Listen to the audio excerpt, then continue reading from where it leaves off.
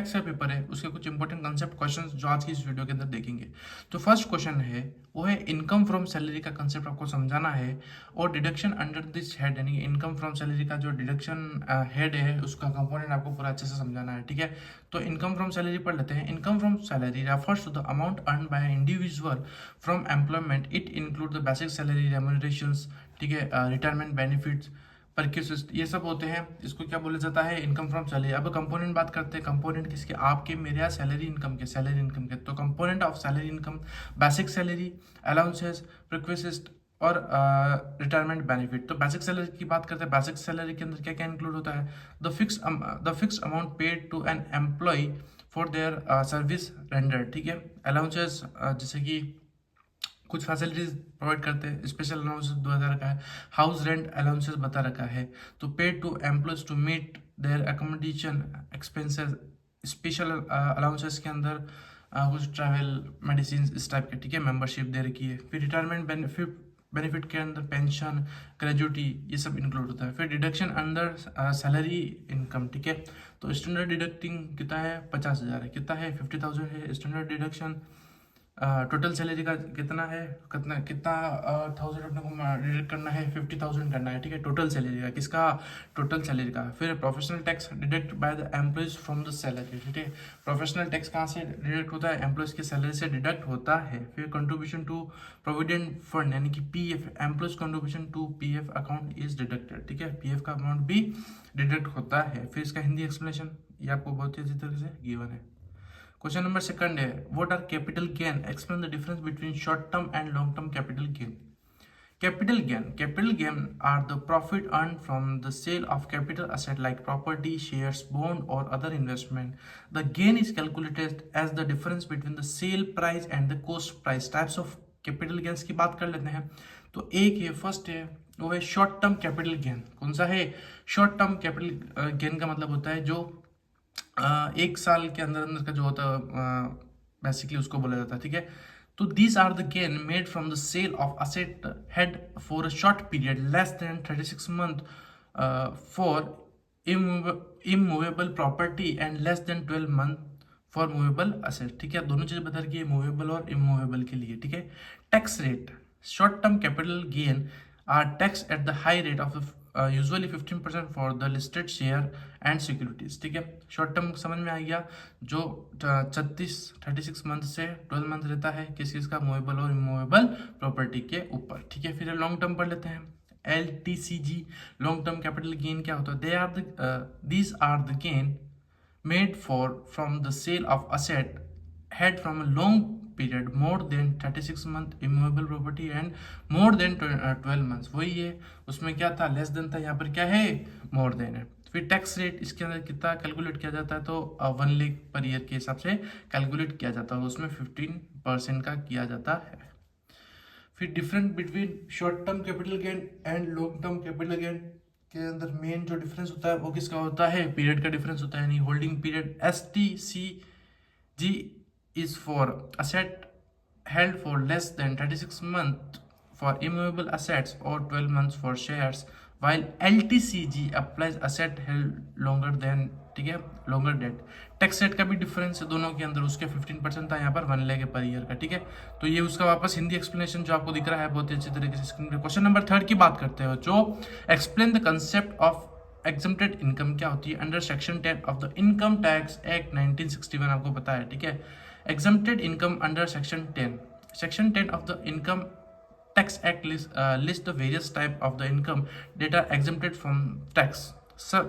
Some of the major exempted include income from agriculture, gratuity, फिर leave, travel allowances, dividend from Indian companies. ये कुछ points है जहाँ पर क्या है? एग्जम्प्टेड। यहाँ पर अपने को कोई भी टैक्स पे आउट नहीं करना पड़ता है। इनकम फ्रॉम चैरिटेबल इंस्टीट्यूशन हो गया, फिर कुछ गिफ्ट है, कुछ ग्रांट्स है जिनके ऊपर अपने को कोई भी टैक्स पे नहीं करना पड़ता है। क्वेश्चन नंबर 4 है what do you understand by income from house property? ठीक है, तो income from house property refers to the income earned by an individual from owning property. This include rental income और deemed income if the property is self-occupied. Calculation of income from household, तो gross annual value क्या आता है? GAV, gross annual value. This is the annual rent that a property can with और the actual rent receive from the rented out, ठीक है, यानी कि जो अमाउंट अपने को रेंट से मिल रहा है उसको क्या बोला जाता है, ग्रॉस एनुअल वैल्यू, ठीक है, एनुअली मिलता है वो।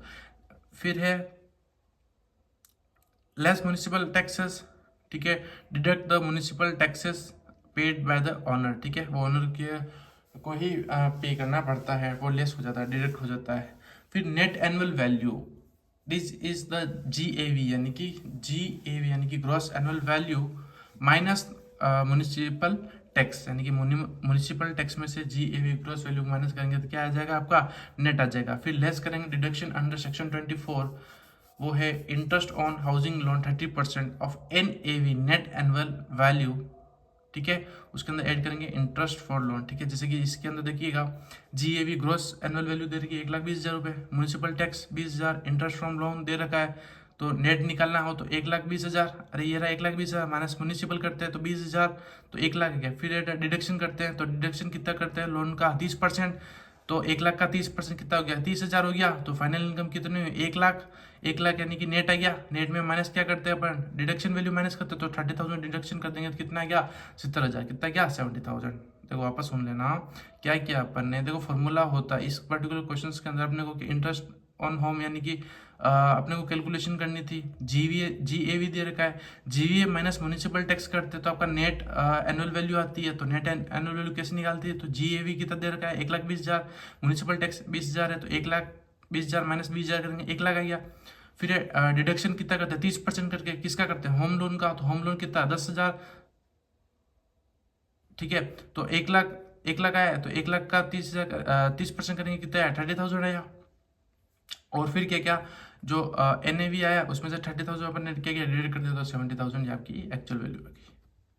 बोलो आई होप कि यहाँ तक ये कुछ 3 to 4 क्वेश्चंस थे वो आपको समझ में आ गए होंगे। और इसी टाइप के कुछ क्वेश्चंस अगर आपको कुछ भी इशू आता है तो हमारा टीम का जो नंबर है टेक्निकल टीम का, वहाँ से आप हमसे कनेक्ट हो सकते हो और आपका क्वेश्चन जो भी डाउट हो आप पूछ सकते हो। टॉपिक की बात करते हैं वो advance payment of tax in income tax, ठीक है, बीकॉम थर्ड ईयर के है कि एडवांस टैक्स क्या होता है। तो सीधी सी बात है, नाम से क्लियर हो रहा है कि जो ऐसा टैक्स जो अपने को एडवांस में पे आउट करना पड़े उसको एडवांस टैक्स बोलते हैं। ये तो इन जनरली बात है, लेकिन एक्चुअल में एग्जाम्स में आंसर शीट्स में कैसे रिप्रेजेंट करना है वो बहुत ज़्यादा जरूरी होता है। The concept of advance payment of tax refer to the system where taxpayer are required to pay a portion of their income tax liability in advance during the financial year rather than the paying the entire amount in a lump sum at the end of the year. This helps the government in managing the financial more effectively and also reduce the burden on taxpayer when there is a final tax dues are due, ठीक है, यानी कि जब आप advance में पे करते हैं अपना फाइनेंशियल ईयर के, तो 31 मार्च से जो चलता है आपका फाइनेंशियल ईयर, तब अपन पे कर देता है, उसको क्या बोला जाता है, एडवांस पेमेंट ऑफ टैक्स बोला जाता है। Why is advance tax payment is required, क्यों रिक्वायरमेंट होता है, तो सीधी सी बात है क्यों पे करना पड़ता है, तो जितनी ज़्यादा इनकम उतना ज़्यादा अपने को अमाउंट पे आउट करना पड़ेगा। तो in India the tax system operates on पे एज यू अर्न, पे एज यू अर्न, जितना ज़्यादा आप अर्न करोगे उतना ज़्यादा आपको पे करना पड़ेगा, basic. That is, the government collect the tax in installment and the taxpayer earned income during the financial year. Advance tax is an essential a way that to ensure that tax are paid as income is earned and is prevent in the taxpayer from facing large tax liability at the end of the year. फिर who is liable to pay advance tax? अब यहाँ पर बता रखा है कि advance tax कौन पे करता है। As per section 208 of income tax act 1961 every tax payer whether individual HUF यानी कि हिंदू इंडिविजुअल फैमिली कंपनी और partnership firm is required to pay advance tax if there tax liability is 10,000 और more than financial year. This therefore their hold applies to individuals, Hindu undivided family and the companies, ठीक है, यानी कि जिसका tax payment कितना है 10,000 से ज़्यादा उनको सबको लाइबिलिटी है, उनको क्या करना पड़ेगा, एडवांस टैक्स पे आउट करना पड़ेगा। फिर है एक्सेप्शंस या फिर exempted to payment of advance tax को किसी को पेमेंट नहीं करना पड़ता। तो सीनियर सिटीजन जिनकी एज कितनी 60 प्लस है उनको टैक्स पे आउट करने की जरूरत नहीं है। कौन सा टैक्स? Advance tax. और सेकंड पॉइंट है इनकम बिलो 10,000, जैसे लोग जो जिनकी इनकम है वो कितनी है 10,000 से कम है, उनको भी एडवांस टैक्स पे करने की जरूरत नहीं है। ठीक है, फिर उसके बाद में एक चीज जो आपको पता होना चाहिए, difference between set off and carry forward loss in income tax. In income tax, taxpayers are allowed to adjust or reduce their tax liability by setting off losses against the income earned in the same financial year or carrying them forward to future events. Set off and carry forward are two important concepts that help in reducing the taxable income and कंसिक्यूटिवली tax payable. ठीक है, तो दो component है, set of loss और दूसरा है carry forward loss. इसके अंदर क्या होता है बच्चों की, जब अपन पे आउट नहीं कर पाते हैं पर्टिकुलर हेड के जरिए तो दूसरा अमाउंट आता है, वहां से अपन सेट ऑफ करते हैं कि तो उसी टाइम के अंदर उसको सेट ऑफ बोला जाता है। और अगर अपन फ्यूचर में करेंगे उस अमाउंट को तो कैरी फॉरवर्ड बोला जाता है। अपन पढ़ लेते हैं। Set off refers to the adjusting the current year losses against the income earn in the same financial year. यानी कि जब अपने को लॉसेस हो रहे तो हैं उसको अपन एडजस्ट करते तो है, लेकिन सेम फाइनेंशियल ईयर से जब एडजस्ट करते हैं उसको बोला जाता है सेट ऑफ लॉसेस। ठीक है, types of set of losses के दो पोर्शन है मेजरली, इंट्रा और इंटर। इंट्रा के अंदर क्या होता है बच्चों ध्यान रखना, इंट्रा के अंदर क्या होता है कि सेम हेड के अंदर जब आप दो टाइप से, जैसे एक बार इसको पढ़ लेते फिर आपको अच्छे से समझा दूंगा।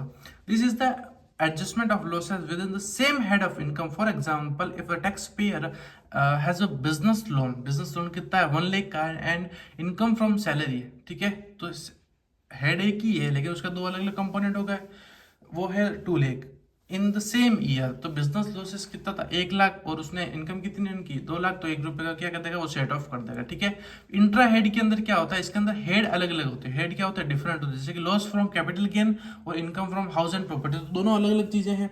तो लॉसेस फ्रॉम कैपिटल गेन से हुआ 50,000 का और इनकम फ्रॉम प्रॉपर्टी से उनको इनकम कितनी हुई 70,000 की, तो दोनों अलग अलग हेड है।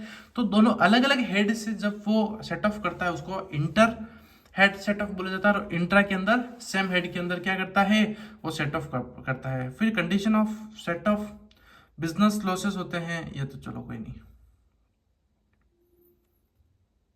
अब पढ़ लेते carry forward of losses. Carry forward refer to the ability to carry forward losses that could not be set off in the current financial year to subsequent year and set them off against the future income. ठीक है, जो क्या होता है कि present में set down नहीं होता है, वो इन फ्यूचर क्या होता है सेटल डाउन करते हैं, उसको क्या बोला जाता है कैरी फॉरवर्ड ऑफ लॉसेस। ठीक है, when can losses be carried forward. ठीक है, तो इसके अंदर वो बता रखा है, ये कुछ कंडीशंस है जो आपने आई होप कि आपने पढ़ ली होगी। तो आज की छोटी सी वीडियो के जरिए अपन कुछ इंपोर्टेंट क्वेश्चंस और कुछ कंसेप्ट देखे हैं। इसके अलावा एक क्वेश्चन या फिर कंसेप्ट यहाँ से आ सकता है, HUF हिंदू अनडिवाइडेड फैमिली क्या होती है। तो HUF is a family that come together for a common purpose of conducting business और holding property and it has a distinct legal and identity separate from the individual member. फिर formation कैसे होती है, तो इसके अंदर मेन जो leading body होती है उसको कर्ता बोलते हैं। इसके अंदर जितने भी मेंबर्स होते हैं वो एक सबकी प्रॉपर्टी होती है, किसी एक इंडिविजुअल के पास में नहीं होती है। अगर फॉर एग्जांपल कोई जो मेन लीडिंग बॉडी है, फॉर एग्जांपल कर्ता, अगर कर्ता की डेथ हो जाती है तो मेल के अंदर जो सबसे एल्डर है, सबसे बड़ा है, उसको फिर प्रमोट किया जाता है कर्ता के पद पर। अगर मेल के अंदर नहीं है तो फीमेल के अंदर देखते हैं। ठीक है, फिर nature of property, legal status होता है, मेंबर ऑफ HUF, फिर है टैक्सेबल का कुछ पोर्शन बता रखा है। तो ये कुछ चीज़ें हैं, ये भी अपने को पढ़नी है। आई होप कि एक छोटी सी वीडियो के जरिए आपको कुछ इन्फॉर्मेशन हेल्प मिली होगी। एक वीडियो पहले से अपलोडेड है, ये सेकंड वीडियो है आपका इनकम टैक्स का। ठीक है, ये रिवीजन सीरीज है, इसमें वही बताया जाएगा जो कहीं ना कहीं आपको जो आने वाले एग्जाम्स है वहाँ पर आपको बूस्ट करे। Thank you and have a nice day team DSA।